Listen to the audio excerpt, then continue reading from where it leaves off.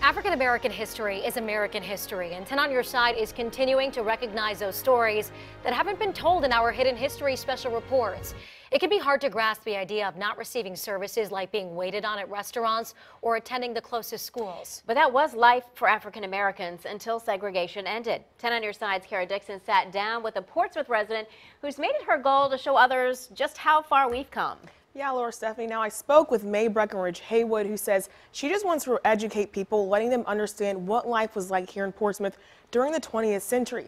Now, one of the projects that she and her organization has worked so hard to keep up is a reminder that even something as simple as going to the public library wasn't allowed for blacks.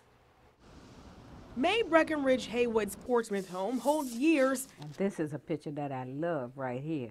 And years. This is Norcom's faculty of 1925. Of the city's history. This is a story that needs to be told. It's those stories that led this retired public school librarian to wanting to share everything she found after finding files upon files of African American history at IC Norcom High School. I said, well, all of this history is here. I self-appointed myself to be the person who would be out to publish this. That was in the mid-90s. 20 years later, she's the president of the African American Historical Society of Portsmouth. The group's done a number of projects, but her favorite? It was an important feat. We were really excited. People walked behind it. Relocating and preserving the city's only colored library. It's a small building with a big story to tell, so that's why I think it's so significant. A significant part of history here on Elm Avenue. A building you'd surely miss if you weren't looking for it. It's here because in the early 20th century, there were no library services for African Americans in Portsmouth. Diane Cripps is a curator of history for Portsmouth museums. She says blacks started a push in the 1920s to get library services. It started out as a reading room in a church before locals bought land where the city built the library. Cripps says it was open only from 1945 to 63 before a lawsuit allowed African Americans to start using the public library in downtown. Who would have thought that something that most of us take for granted today, like library services, were something that, you know, the African American community had to fight for and finally go to court for. It's not a story that you often hear. The city moved the building from a church parking lot in 2007 to its current home.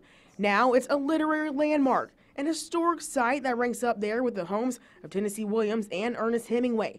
It's open for visitors to learn about the museum and life in Portsmouth during segregation. Without a chapter like this, without understanding how something even as simple as library services were denied to a whole segment of the population, I think you miss understanding some of our modern issues that we have today. That's why Breckenridge Haywood wants to get more people out to the little library, and she's hoping it will inspire others to get interested in our history. Though it's small, I want to think it is the stepping stone to a bigger and a finer place of African American history. That's my vision.